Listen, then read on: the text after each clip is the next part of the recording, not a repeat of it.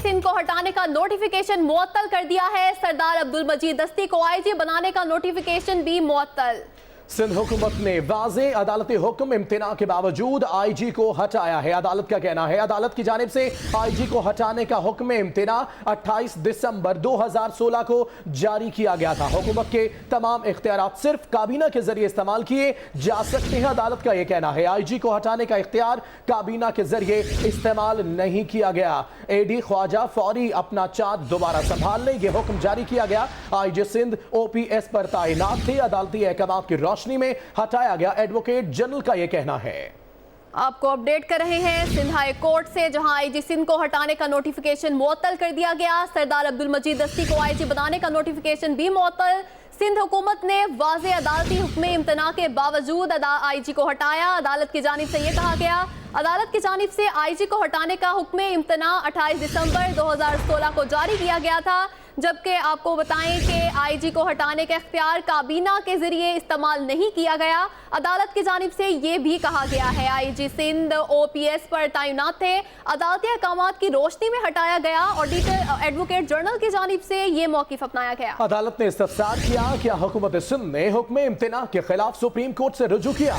सरदार अब्दुल मजीद दस्ती एडी ख्वाजा से सीनियर है, इसीलिए तैनात किया गया। एडवोकेट जनरल का यह कहना था आईजी को पुलिस एक्ट की दफा 3 के तहत मुकर्रर किया जाता है। एजी सिंध का यह कहना था यह हुकूमत सिंध का इस्तेहकाक है कि किसी और को भी आईजी मुकर्रर करे। सुप्रीम कोर्ट के फैसले के मुताबिक ऐसा हुक्मनामा काबीना जारी कर सकती है। अदालत का यह मौकिफ, क्या यह फैसला सिंध काबीना का है? अदालत का यह इस्तफसार सामने आया। एडवोकेट जनरल का नफी में जवाब भी सामने आया। एडी ख्वाजा फौरी अपना चार्ज दोबारा संभाल लें, यह हुक्म जारी किया गया है। आईजी सिंध ओपीएस पर तैनात थे। अदालती अहकाम की रोशनी में हटाया गया।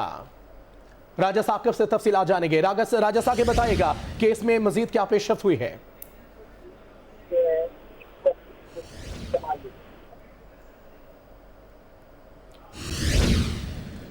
सिंध हाई कोर्ट ने आईजी सिंध को हटाने का नोटिफिकेशन मुअत्तल कर दिया। सरदार अब्दुल मजीद दस्ती को आईजी बनाने का नोटिफिकेशन भी मुअत्तल। कि अभी कौन सा कानून लागू है प्रोविंस ऑफ सिंध में? क्या पुलिस एक्ट 1861 लागू है या पुलिस ऑर्डर 2002 लागू है? दोनों में बुनियादी फ़र्क है। तो एक तो ये सवाल फ्रेम किया।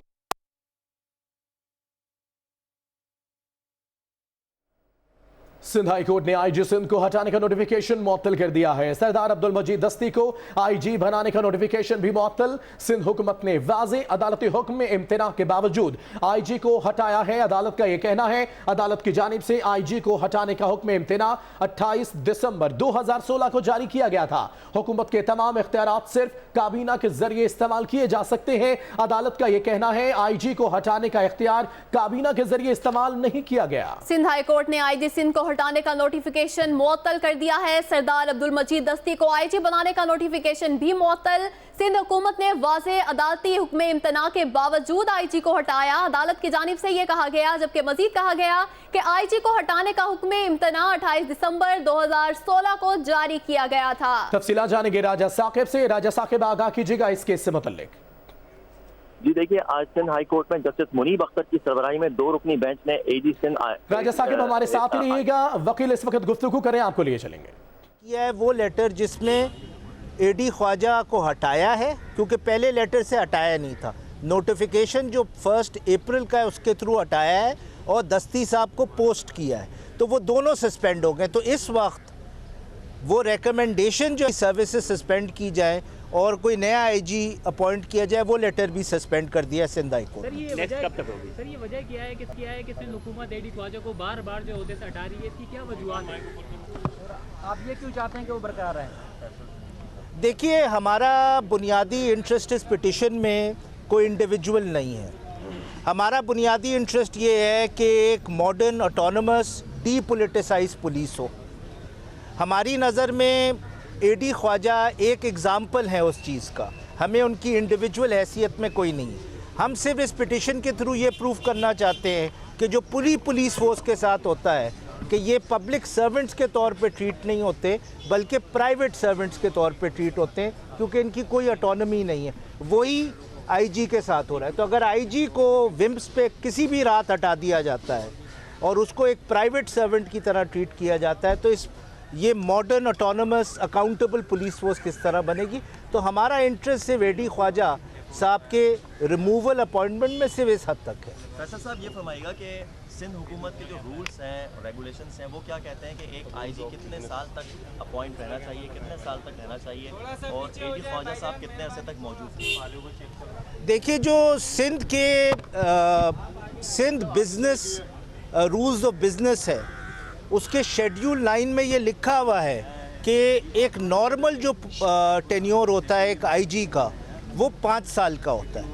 फेडरल जो रूल्स हैं उसमें लिखा हुआ है 3 साल। तो ये सिंध गवर्नमेंट ने माना है। तो उनका अपना कानून भी, अगर आप पुलिस एक्ट को भूल जाएं और पुलिस ऑर्डर को भूल जाएं, उनका अपना कानून ये कहता है कि भाई सिक्योरिटी ऑफ टेन्योर हो और वो 5 साल की हो। और ये इसलिए ज़रूरी है क्योंकि आप जब तक पुलिस ऑफिसर्स को सिक्योरिटी ऑफ टेन्योर नहीं देंगे, वो कभी पब्लिक सर्वेंट नहीं बनेंगे, वो हमेशा इन हुकूमत के प्राइवेट सर्वेंट्स रहेंगे। 6 तारीख है। Thank you. करामत साहब, एक मिनट। करामत साहब